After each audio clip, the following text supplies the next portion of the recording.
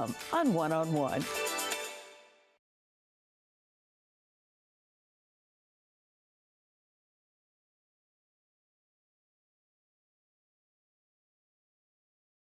You need to make sure that in your art form, you're doing what you do best and making sure that you're plowing your own field. Mama Jan is busy, so she's turned to social media and her website to share advice with aspiring artists. You started doing background singing, and on your website, you actually tell people sometimes you might need to volunteer to get that opportunity to do background. Yeah.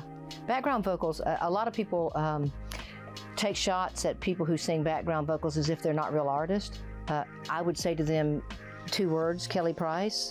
Kelly Price is a beast of an artist, and she was singing background vocals for Mariah Carey.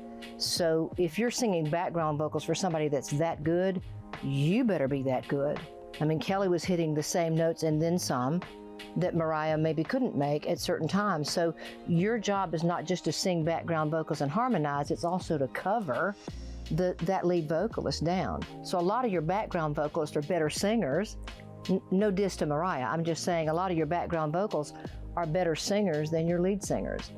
Volunteering is one thing, just so that you get your foot in the door, but being good in delivering is everything else. That's just one example of the wealth of information she shares on all her social media platforms. While still running the business, she can no longer run as a one-woman band in her new facility. Well, we have, we see about 200 people a week.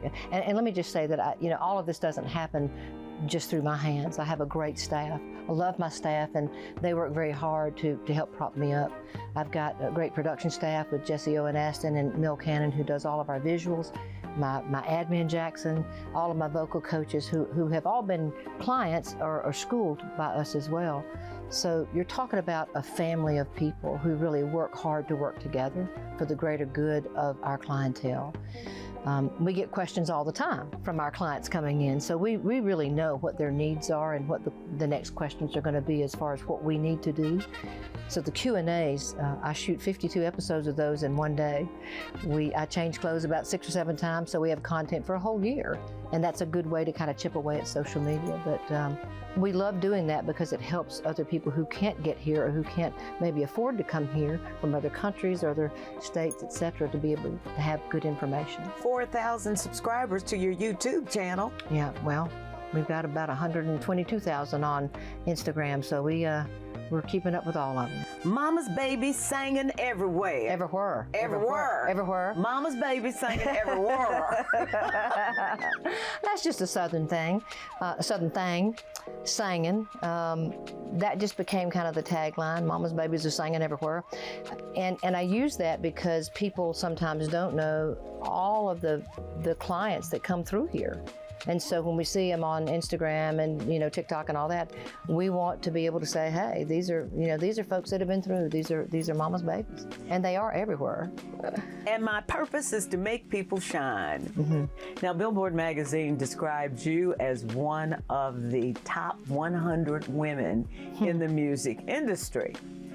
What were the obstacles that people don't know you had to overcome in order to eventually be on that list? How long you got? I mean, you know what? Obstacles, I think, are opportunities. I've never really looked at the things I've had to overcome in the industry as being something that kept me from doing anything. It's really the stepping stone to get me to be able to go to the next step or the next place that I'm supposed to be.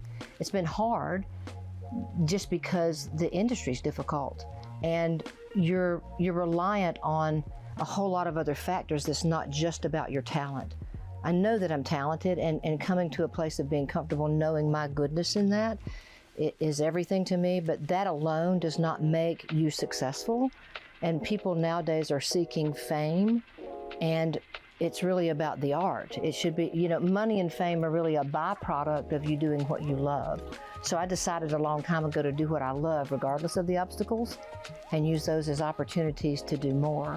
And now I'm able to really help other artists see the same thing. How have you reconciled with yourself why God didn't allow you to become the Grammy-winning performer versus the woman who prepares Grammy-winning performers. Tough pill to swallow. Honestly, I kind of came into that reckoning, kicking and screaming, shaking my fist at God, but really understanding now what God has done has been to hone my skill set for all of my life, literally, so that I could be revered by all of those artists, for a lot of them. We have the largest roster of charting artists of any vocal coaching facility in America and probably the world. I don't think about that a whole lot until somebody says it, and then it's like, wow, okay, now I see what you were doing, God, thank you. Thank you for the blessing of letting me have a voice, use my voice, and now I lift that up to glorify Him and not me.